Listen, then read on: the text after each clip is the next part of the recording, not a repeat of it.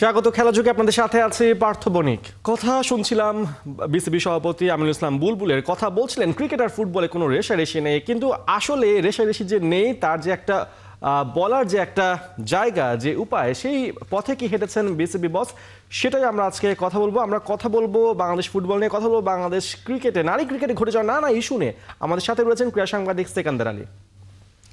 সেকান্দার আলী, আপনাকে স্বাগত খেলা যুগে। ধন্যবাদ। আমরা শুনছিলাম বিসিবি সভাপতি বলছিলেন যে ফুটবল এবং ক্রিকেটে কোনো রেষারেষি নেই। বাফুফে থেকে একটা চিঠি দেওয়া হয়েছিল বিসিবিকে, প্রতিবাদ পত্র দেওয়া হয়েছিল আসিফ আকবরের একটা মন্তব্যের প্রেক্ষাপটে যে ফুটবল বা মাঠগুলোকে দখল করে রাখছে। সেই প্রতিবাদ পত্রে কোনো আনুষ্ঠানিক রিপ্লাই যে বিসিবি দিয়েছে এমনটা আমরা শুনতে পারিনি। কিন্তু কথা হচ্ছে বিসিবি বস কিন্তু ঠিকই আবার বলছেন ফুটবল ক্রিকেটে রেষারেষি নেই, যেখানে যে উপায়ে বলার কথা ছিল সেখানে না বলে তিনি অন্যভাবে বলছেন। জিনিসটা আসলে ফুটবল ক্রিকেটের মধ্যে সম্পর্ক পুনর উন্নয়নে কতটা আসলে ভূমিকা রাখবে? দেখুন, একটা তো লিখিত ব্যাপারটা খুব একটা জটিল কিছু না, বা আবার লিখিত দিতে হবে এমন কোনো কিছু না। তারা দিয়েছে ফোন করে বাফুফের প্রেসিডেন্টকে, যদি ক্রিকেট বোর্ডের প্রেসিডেন্ট বলেন যে ভাই এটা ঠিক আছে তোমরা দিয়েছো, এটা তোমাদেরকে সাধুবাদ জানাই। এবার এটাকে এত সিরিয়াসলি নেওয়ার বা কোনো বিষয় না। তবে আমি যেটা মনে করি, বাংলাদেশ ফুটবল নিয়ে বা যে প্রেক্ষাপট থেকে উনি মন্তব্য করছেন সেটা করা উচিত হয়নি। যদি কোনো কিছু বলার ছিল বা বলার থাকে, সেটা আপনি সংশ্লিষ্ট যে বিভাগ রয়েছে তাদের মাধ্যমে আপনি মাঠ ম্যানেজমেন্ট করেন। কিন্তু আপনি ফুটবলকে বা অন্য কোনো গেমসকে ছোট করবেন, সেটা তো অধিকার আপনার নেই। আপনি কে ভাই? আপনি একজন সংগঠক হিসেবে এসেছেন বাই চান্স, তো সেই সংগঠক হিসেবে আপনি রেসপেক্টের জায়গায় থাকেন। এবং ফুটবল বা হকি কিংবা অ্যাথলেটিক্স যে কোনো ফেডারেশনের বা যে কোনো গেমের এখানে যারা স্পোর্টস হিসেবে স্বীকৃত এবং অংশগ্রহণ করে তাদের প্রতি আপনি রেসপেক্ট দেখান। ফুটবলে দেশের আপামর জনসাধারণের খেলা, আপনি যত যাই বলেন না বলেন, বাংলাদেশ হয়তো ফুটবলে আন্তর্জাতিক র্যাঙ্কিং কিংবা পারফরমেন্সের দিক দিয়ে খুব একটা অতটা ভালো নয়, কিন্তু এই ফুটবলের জনপ্রিয়তা এখনও প্রান্তিক পর্যায়ে খেলা দেন, দুটো ম্যাচ পাশাপাশি দেন দুই একই জেলায় গিয়ে, তো সেই জেলায় গিয়ে দেখবেন যে ফুটবল ম্যাচটায় বেশিরভাগ দর্শক দেখছেন। কারণ ফুটবল খেলাটা হচ্ছে ঈশ্বর গেম বলা হয়, অর্থাৎ একটা বাচ্চার সামনে ফুটবল দিলে তিনি দেখবেন লাথি মারতে হয়, সে বাচ্চা কিন্তু বুঝতে পারে এটাকে কোলে দিতে হয়, এরকম না। তো সেই বিষয়টা হচ্ছে যে আপনি কোনো গেমকেই ছোট করবেন না, বা আপনি নিন্দনীয় ভাষা ব্যবহার করবেন না, যেটা হচ্ছে যে অন্যকে আঘাত করে, অন্য খেলাকে হেয় করে, অন্য খেলার প্রতি অবজ্ঞা।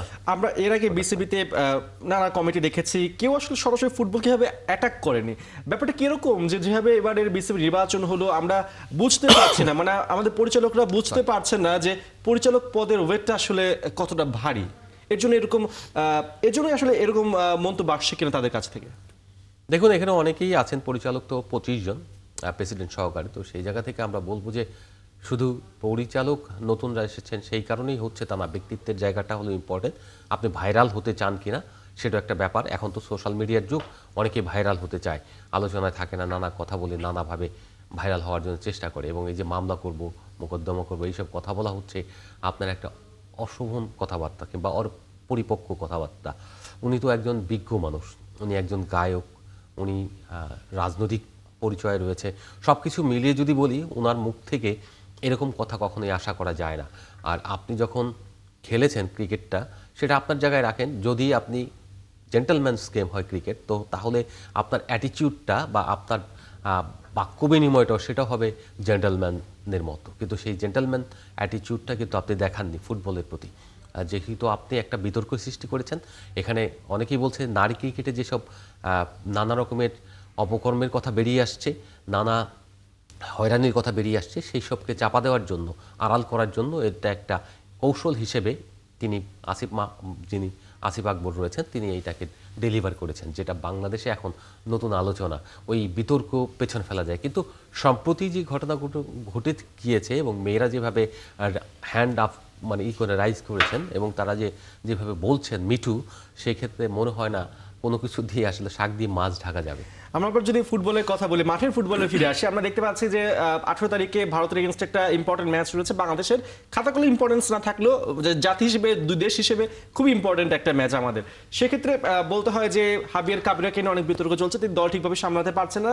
হামজা সুমিত আসার পরেও যে ক্যালিবার সৃষ্টি হয়েছে দলের, সেই ক্যালিবারের সামলানো কোচ তিনি নন, অনেকে বলছে, অনেকে ম্যাচ বয়কটের কথা বলছে।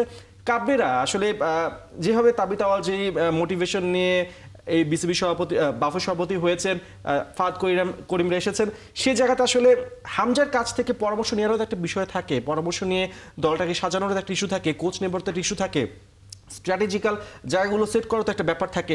এই জায়গাগুলোতে হামজাকে আমরা কাজে লাগাতে পারছি না কেন? এটা মনে হচ্ছে যে আমার শেয়ারিং প্রসেসটা, কিংবা হামজা যেহেতু বাংলাদেশে থাকে না, এখানে ফোনেই সব কিছু হয় না, হামজার ব্যস্ত টাইম রয়েছে, এবং বাংলাদেশ ফুটবল কতটা আন্তরিকতা দেখাচ্ছে তার প্রতি এবং তিনি কতটা ডেলিভার দিতে পারেন সেটা নেওয়ার মতো মানসিকতা বাংলাদেশের মানুষের রয়েছে কিনা সেটা কিন্তু একটা বড় ব্যাপার। আমরা দেখেছি সিনিয়ররা সবসময় এইসব যারা পদে থাকেন তারা কিন্তু কোনো প্লেয়ারের মতামত নেয়া বা তাদের কাছ থেকে ভালো জিনিসটা গ্রহণ করার মতো মানসিকতা পোষণ করেন খুব কম ক্ষেত্রেই। তো সেই ক্ষেত্রে আমার কাছে মনে হয়েছে হামজা যেহেতু ইংল্যান্ডের মতো জায়গায় লিগে খেলেছেন এবং ওখানে টপ লিগেও খেলেছেন, সেই সব জায়গা থেকে যদি বলা হয় যে বাংলাদেশের ফুটবলকে এগিয়ে নিতে হলে তোমার অভিজ্ঞতা কি, তার যেসব অভিজ্ঞতা রয়েছে ওই সব জায়গায় খেলার ফলে, বা এখন তিনি খেলেন যে গ্রেড 2-তে খেলেন বা যেখানেই খেলেন, তো সেই জায়গা থেকে বলবো যে তার সঙ্গে যত বেশি ডিসকাস করা যাবে এবং আমাদের প্লেয়ার যারা রয়েছে বাংলাদেশি এখন যারা বা দেশে খেলেন তাদের সঙ্গে এই প্লেয়ারদের ইন্টারেকশনের মাত্রাগুলো বাড়িয়ে দেওয়া, আড্ডার প্রবণতা কিভাবে কি করেন, কিভাবে এই লিগগুলো হয়, তারা কিভাবে প্রেজেন্টেশন দেন, বা তাদের নিজেদেরকে কিভাবে কোচরা কিভাবে তাদেরকে মোটিভেট করে বা তাদেরকে গাইডলাইন দেয়, সেই জিনিসগুলো ডেলিভার দেওয়া আমরা প্লেয়ারদের তো মধ্যে। দেখতে পেয়েছি যে হামজা সমিতরা যখন খেলেন তখন অনেক সময় তাদের মুভমেন্টগুলো বুঝতে পারে না আমাদের প্লেয়াররা। দেখা যাচ্ছে সমিত একদিকে বল পাস করে সে এগিয়ে যাচ্ছে, বাট আমাদের প্লেয়ার যিনি বলটা পাস পেলেন তিনি আবার পেছনে ব্যাক পাস করে দিচ্ছেন। অর্থাৎ এই যে আন্ডারস্ট্যান্ডিং এর ব্যাপারটা সেখানটাও তো আসলে ল্যাকিংস দেখতে পাচ্ছি। বাট সমিত বা হামজা চৌধুরী তো সবসময় বাংলাদেশে থাকতে পারবে না, যেটা আপনি বলছিলেন। আসলে সেক্ষেত্রে হামজা চৌধুরী যদি একজন কোচ নিয়ে আসেন বা কোচের পরামর্শ দেন বাফুফেকে, সেই কোচ কিন্তু হামজা বা সমিত স্টাইলটা আসলে বাংলাদেশ ফুটবলকে শেখাতে পারেন। সেই জায়গাটা কেন আমরা এই পরামর্শটা নিচ্ছি না যে কোন কোচ আনলে আমাদের বেটার হবে?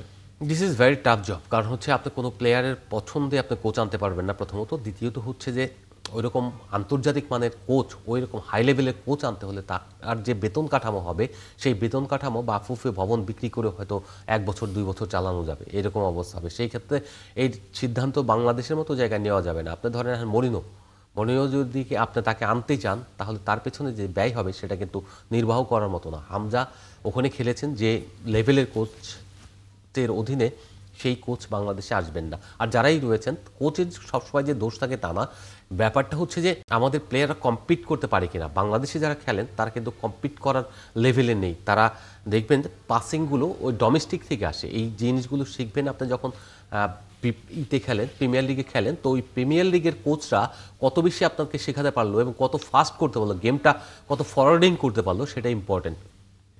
আপনার ডিফেন্সিভ খেলবেন না অ্যাগ্রেসিভ খেলবেন না অ্যাটাকিং খেলবেন, সেটা কিন্তু আপনার উপর ডিপেন্ড করে যে আপনি কোন কৌশলে বা আপনার সক্ষমতা কতটুকু। যদি আপনার সক্ষমতা বেটার থাকে এবং আপনি অ্যাটাকিং ফুটবল খেলে অভ্যস্ত তাহলে পাসিংটা যাবে ফরওয়ার্ড ওয়াইজ। আর যদি আপনি ডিফেন্সিভ খেলে অভ্যস্ত হন বা আপনি সক্ষমতা কম থাকে, তখন আপনি দেখবেন যে বলটা আপনার সামনে দেওয়ার কথা কিংবা আপনার ক্রস দেওয়ার কথা, আপনার কনফিডেন্স ল্যাকিংসের কারণে আপনি সেটা ব্যাকপাস দিয়ে গেমটাকে স্লো করে দিচ্ছেন। ব্যাকপাস অত্যন্ত জরুরি, কিন্তু সেই জরুরি কখন কোন সিচুয়েশনে কতটুকু ফাস্ট হতে হবে সেই গেম ডেলিভার এবং পাসিং স্টাইল এবং ডামি বলে, এই যে ডামি দেয়া, ধরেন আপনি বল এদিকে মুভ করছে, আপনি দৌড় দিচ্ছেন অন্যদিকে, অর্থাৎ এই যে শ্যাডো করা, এইগুলি আপনি জানতে হবে। যদি এইগুলি করতে হয় তাহলে এই যে প্লেয়ারগুলি বিদেশ থেকে আমরা ইম্পোর্ট করছি, এগুলি কিন্তু ইম্পোর্ট করা, এই ইম্পোর্ট প্লেয়ারদের সঙ্গে ডোমেস্টিক প্লেয়ারদের খেলার ব্যবস্থা করতে হবে। শুধু জাতীয় দলের কয়েকটা ম্যাচ খেললেই হবে না, যেহেতু তারা এই কালচারের সঙ্গে বা এই কন্ডিশনে ডোমেস্টিক কখনোই খেলেনি। সেই ক্ষেত্রে যেটা প্রবলেম হচ্ছে, তারা এই প্লেয়ারগুলির সঙ্গে কোপ আপ করতে পারছে না আমাদের ডোমেস্টিক প্লেয়াররা। তো এই কোপ আপ করতে না পারাটাই ফুটবলটাকে আপনার ভালো কয়েকজন প্লেয়ার থাকা সত্ত্বেও আমরা আউটকাম পাচ্ছি না। যেটা ছিল নেপালের সঙ্গে আগে যে রেজাল্ট হতো সেই রেজাল্টই হচ্ছে।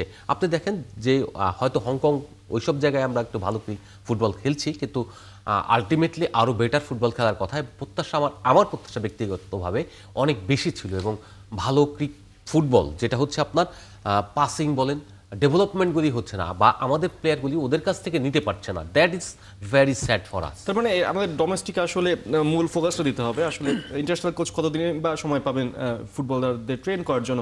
আমি যদি ক্রিকেটে ফিরে আসি, আমরা যদি জাহানারার ইস্যু জ্যোতির ইস্যুতে ফিরে আসি, গতকালকে আমরা একটা জ্যোতির ইন্টারভিউ শুনছিলাম, একটি ডিজিটাল প্ল্যাটফর্মে তিনি ইন্টারভিউ দিয়েছেন। তিনি সেখানে জাহানারার সাথে মন্টি নামে একজনের সম্পর্কের কথা বলেছেন। মন্টিটা কে আসলে? মানে হঠাৎ করে আমরা শুনতে পাচ্ছি জ্যোতির সাথে পিঙ্কির একটা অনৈতিক সম্পর্কে একটা অভিযোগ এসেছিল জাহানারদের দিক থেকে। জ্যোতির দিক থেকে আসলে মন্টির সাথে জাহানার একটা অনৈতিক সম্পর্কের কথা।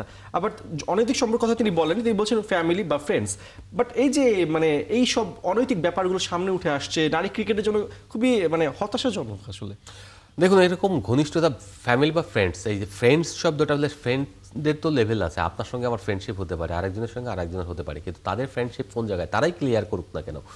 এখন মন্টির কথা যিনি বলছেন তিনি, হ্যাঁ দিস ইজ ট্রু, মন্টির সঙ্গে তার বন্ডিংসটা রয়েছে এবং তারা একই বাসায় থাকতেন, একই সঙ্গে থাকতেন এবং দীর্ঘদিন থেকেই মন্টি তাকে পিক করেছেন খুলনা থেকে, এবং সেই মন্টি কিন্তু তাকে গ্রুম আপ করা, খেলা, মন্টিও নিজে একজন নারী ক্রিকেটার ছিলেন এবং তিনি খেলতেন। লাস্ট আবাহনী ক্রিকেটে যে লিগ খেলেছিল সেখানে তিনি ট্রেনার ছিলেন এই লিগের আগের লিগে। তো সেই জায়গায় তিনি অস্ট্রেলিয়াতেই রয়েছেন। This is true.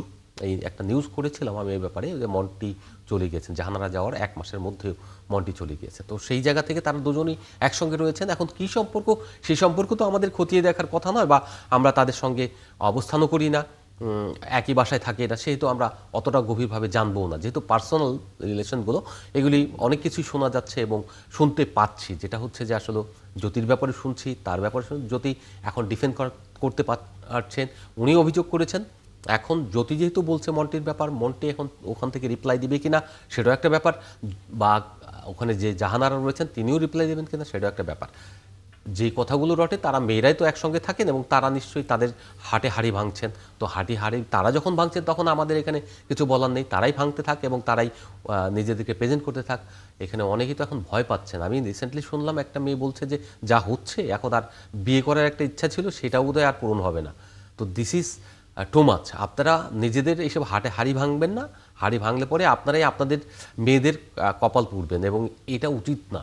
আপনারা যদি কোনো ভুল করে থাকেন সেখান থেকে ফিরে আসুন এবং বাংলাদেশের জন্য ক্রিকেটে খেলুন। এবং যদি আপনাদেরকে হ্যারেজ করে থাকে, মানে যেসব যৌন হয়রানি বা যে কোনো পুরুষ যদি করে থাকে বা কিংবা অনৈতিক কোনো সম্পর্ক জায়গা তৈরি হয়ে থাকে, সেখান থেকে আপনারা যেমন বেরিয়ে আসবেন তেমনি প্রতিবাদের জায়গাটা সোচ্চার থাকবেন। এবং এই আপনার 2 বছর 3 বছর পরে না গিয়ে আপনার যদি কোনো ঘটনা ঘটে এখনই তার প্রতিবাদ করুন। আপনার এই কথা আমার পছন্দ হয়নি, কোচ হোক কিংবা সিলেক্টর হোক, বিসিবি বস হোক কিংবা বিসিবি ডিরেক্টর হোক, কেউ তো আপনাকে জোর করার অধিকার রাখে না কিংবা আপনাকে অনৈতিকভাবে টাচ করার অধিকার রাখে না। অনেক কিছুই তো আছে, আপনি তো হাক করেন, সেই হাক করার মধ্যে কোনো দোষ নেই। এখন তো গ্লোবালি এই হাকটা একটা প্রচলিত বিষয়। মিডল ইস্টের মানুষকেও আমরা দেখি হাক করে নিজেদের মধ্যে।